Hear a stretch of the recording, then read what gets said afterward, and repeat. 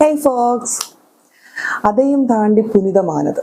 ഇത്രയും വർഷങ്ങൾക്ക് ശേഷം എനിക്കിപ്പോഴാണ് ആ ഒരു ലൈൻ്റെ കറക്റ്റ് മീനിങ് മനസ്സിലായത്. അങ്ങനെ നമ്മുടെ മലയാളത്തിൽ കണ്ടതിൽ വെച്ച് ഏറ്റവും അടിപൊളി സർവൈവൽ ത്രില്ലർ വന്നിരിക്കുകയാണ് മഞ്ഞുമൽ ബോയ്സ്. അത് ഡയറക്റ്റ് ചെയ്തിരിക്കുന്നത് മറ്റാരുമല്ല, ജാനമൻ എന്ന് പറയുന്ന മൂവിയിലൂടെ തൻ്റെ ഡയറക്ഷണൽ ഡെബ്യൂ ആയിട്ട് വന്ന നമ്മുടെ ചിദംബരം. ഇപ്പോൾ ചിദംബരം എന്ന് പറഞ്ഞു കഴിഞ്ഞാൽ ഓൾമോസ്റ്റ് എല്ലാവർക്കും അറിയാം ഈ ഒരു മൂവി കൊണ്ട്. പക്ഷേ അറിയാത്ത ആരെങ്കിലും ഉണ്ടെന്നുണ്ടെങ്കിൽ നമ്മുടെ ആക്ടർ ഗണപതിയുടെ ബ്രദറാണ് ഈ ചിദംബരം എന്ന് പറയുന്നത്. ഒരു എന്താ പറയുക, ഒരു അസാധ്യ ഡയറക്ടറാണ്. അപ്പോൾ ഈ മഞ്ഞുമൽ ബോയ്സ് കാണുന്നതിന് മുന്നേ തന്നെ ഇതിൻ്റെ ഏറ്റവും വലിയൊരു സ്പെഷ്യാലിറ്റി എന്ന് പറഞ്ഞു കഴിഞ്ഞാൽ ഇത് ഒരു റിയൽ സ്റ്റോറിയാണ്. അതായത് 10-18 വർഷങ്ങൾക്ക് മുമ്പ് നടന്ന ഒരു സംഭവമാണ് ഇവർ ഈ സംവിധാനം ചെയ്ത് വച്ചിരിക്കുന്നത് എന്ന് ആ ഒരു തോട്ട് മനസ്സിൽ വെച്ചിട്ടാണ് ഓരോ സീൻസും കാണുന്നത്. അപ്പോൾ അതുകൊണ്ട് തന്നെ എന്താ പറയുക, ഓരോന്ന് കാണുമ്പോഴും അതിൻ്റെ ഒരു ഭയങ്കര ഫീല് നമുക്ക് കറക്റ്റായിട്ട് കിട്ടും. കാര്യം ഇതൊക്കെ അവർ സർവൈവ് ചെയ്തല്ലോ എന്ന് ആലോചിക്കുമ്പം അത് ഇമ്പോസിബിൾ ആയിട്ടുള്ളൊരു കാര്യം പോസിബിൾ ആക്കുമ്പോൾ കിട്ടുന്ന ഒരു ഇതില്ലേ, അതാണ് എനിക്ക് പേഴ്സണലി ഫീൽ ചെയ്തത്.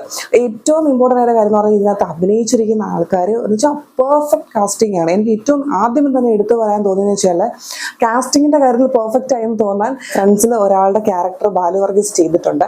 അപ്പോൾ പുള്ളിയുടെ അപ്പം ഞാൻ ആലോചിച്ചു, ബാലു എന്തൊരു വെറുപ്പീരാണ് കാണിക്കുന്നത്. പക്ഷെ ഒന്നുമല്ല, ഒരു ഇൻ്റർവ്യൂ കണ്ട സമയത്ത് എനിക്ക് മനസ്സിലായി. കാരണം 101% ആ ഒരു ക്യാരക്ടറിനോട് നീതി പുലർത്തിയിട്ട് പോലും എനിക്ക് കുറഞ്ഞു പോയെന്ന് കാര്യം റിയൽ ലൈഫിൽ പുള്ളി ഇതിലും എന്താ പറയുക, ഭയങ്കര ഒരു ബഹളം വെച്ച് ഭയങ്കര കൂകി വിളിച്ച് നടക്കുന്ന ഭയങ്കര എന്താ പറയുക ആക്റ്റീവായിട്ടുള്ളൊരു വ്യക്തിയാണ്. അപ്പം ബാലു അത്ര എത്തിയിട്ടുണ്ടോ എന്ന് എനിക്ക് അതിന് ശേഷം തോന്നി. പക്ഷേ ഇതിനകത്തുള്ള എല്ലാ ക്യാരക്ടേഴ്സും പെർഫെക്റ്റ് ആയിട്ടുള്ള കാസ്റ്റിംഗ് ആയിരുന്നു.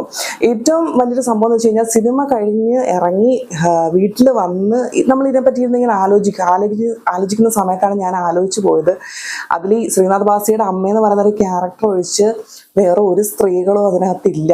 കാര്യം സ്ത്രീകൾ ഇല്ലെന്നുള്ള കാര്യം നമ്മൾ ശ്രദ്ധിച്ചിട്ട് പോലെ. കാര്യം ഫുൾ ഓൺ നമ്മൾ അവരുടെ അഭിനയത്തിലും ആ ഒരു കഥയിലും ഇങ്ങനെ കിടക്കുകയാണ്. എല്ലാവരും ഒന്നിനൊന്ന് മെച്ചമാണ്. ഈ ഒരു സിനിമയുടെ ബാക്കി ടെക്നിക്കൽസ് ആയിട്ട് ഇപ്പം പാട്ടുകളാണെങ്കിലും അതുപോലെ തന്നെ മറ്റ് പല കാര്യങ്ങളിലും നമ്മൾ പോകത്തേയില്ല. നമ്മൾ ഫുള്ളി ഈ ഒരു സ്റ്റോറിയിലേക്ക് ഇങ്ങനെ എന്താ പറയുക, ശരിക്കും ആ ഒരു സുഭാഷ് എവിടെയാണോ ചെന്ന് വീണത് അതുമാതിരി നമ്മളും ഈ ഒരു കഥയുടെ വലിയൊരു ഗർത്തത്തിലേക്കാണ് ചെന്ന് വീണത്. ഞാൻ അങ്ങനെ വീണ് ഇപ്പോഴും ഞാൻ അതിൽ നിന്ന് കയറി വന്നിട്ടില്ല. ആ സിനിമ കണ്ടതിൻ്റെ ഒരു ഫീലിംഗ് എനിക്ക് ഇപ്പോഴും മാറിയിട്ടേ ഇല്ല. അപ്പോൾ ഈ ഇവരുടെ അഭിനയം എന്ന് വെച്ച് കഴിഞ്ഞാൽ എടുത്തു പറയാതെ എല്ലാ ആൾക്കാരും അടിപൊളിയായിട്ടാണ് ചെയ്തിരിക്കുന്നത്. ശ്രീനാഥ് ബാസി ആണെങ്കിലും സൗബിനാണെങ്കിലും പിന്നെ ബാക്കി എനിക്ക് പേരറിഞ്ഞൂടാത്ത സ്ഥിരം കാണുന്ന കുറച്ച് ആൾക്കാരുണ്ട്. എല്ലാവരും നല്ല അടിപൊളിയായിട്ട് ചെയ്തിട്ടുണ്ട്. അതിനേക്കാൾ എടുത്ത് പറയുന്നത് പറഞ്ഞാൽ ഇതിൻ്റെ ആർട്ട് വർക്കാണ്. എൻ്റെ പൊന്നു, ഈ റിയലിസ്റ്റിക്കിൻ്റെ അപ്പുറത്തേക്ക് പോയിട്ടുണ്ട് ഇതിൻ്റെ ആർട്ട് വർക്ക് എന്ന് പറഞ്ഞു കഴിഞ്ഞാൽ അതിമനോഹരമായിരുന്നു. അതുപോലെ തന്നെ ബാക്ക്ഗ്രൗണ്ട് സ്കോറും ആ ഒരു സൗണ്ട് മിക്സിങ്ങും എല്ലാം ഈ ഓരോ സീൻസിനെയും കൂടുതൽ അടിപൊളിയാക്കിയെന്ന് തന്നെ പറയാം. ശരിക്കും ഞാൻ സിനിമ കണ്ട് ഭയങ്കര ഇമോഷണലായി കരഞ്ഞു പോയി. എനിക്ക് തോന്നുന്നു ഒരു പക്ഷേ ഒരു റിയൽ ഫ്രണ്ട്ഷിപ്പിൻ്റെ ആ ഒരു ഫീൽ എപ്പോഴെങ്കിലും നുണഞ്ഞിട്ടുള്ള ആൾക്കാർക്ക് ഇത് ശരി, അത് അറിഞ്ഞിട്ടില്ലാത്തവർക്ക് പോലും ഫീൽ ചെയ്യും. അപ്പോൾ പിന്നെ റിയൽ ഫ്രണ്ട്സ് ഉള്ള ആൾക്കാർക്ക് ഇത് എത്രത്തോളം ഫീൽ ആവുമെന്ന് എനിക്ക് ഊഹിക്കാവുന്നേ ഉള്ളൂ. കരയാതെ ആരും അല്ലെങ്കിൽ ചോദിച്ച ഓരോ ആൾക്കാരും പറയുന്നത് ഞാൻ ശരിക്കും തിയേറ്ററിൽ ഇരുന്ന് കരഞ്ഞു പോയി അല്ലെങ്കിൽ ഞാൻ അത്ര വിഷമിച്ചു എന്നാണ്. അപ്പം എന്താ പറയുക, എന്താണ് ഈ ഒരു സ്റ്റോറി റിയലായിട്ട് നടന്നത് അത് കറക്റ്റായിട്ട് എക്സിക്യൂട്ട് ചെയ്യാനായിട്ട് നമ്മുടെ ഡയറക്ടർക്ക് സാധിച്ചിട്ടുണ്ട്. അതിന് അഭിനേതാക്കളും അതിൽ ഭയങ്കരമായിട്ട് ഹാർഡ് വർക്ക് ചെയ്തിട്ടുണ്ട്. അതിൻ്റെ ഓരോ കാര്യങ്ങളും എന്താ പറയുക അതിന് ഒത്തു നിന്നു.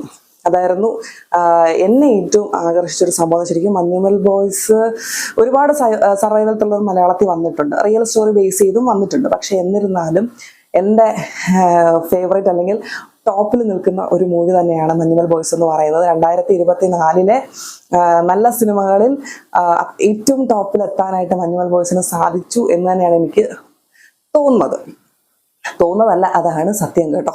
അപ്പോൾ എനിക്കത് ഓൾമോസ്റ്റ് എല്ലാ ആൾക്കാരും മഞ്ഞുമൽ ബോയ്സ് കണ്ടു കഴിഞ്ഞു. ഇനി കാണാത്തവരായിട്ട് ആരും ഇല്ലാന്ന് തോന്നുന്നു. കാര്യം നമുക്ക് പേഴ്സണലി ഭയങ്കര ധൈര്യമായിട്ട് റെക്കമെൻഡ് ചെയ്യാൻ പറ്റുന്ന ഒരു മൂവിയാണ് മഞ്ഞുമൽ ബോയ്സ്. കാര്യം ഒരു നിരാശയോ കാര്യങ്ങളോ ഒന്നും തന്നെ ഉണ്ടാവത്തില്ല.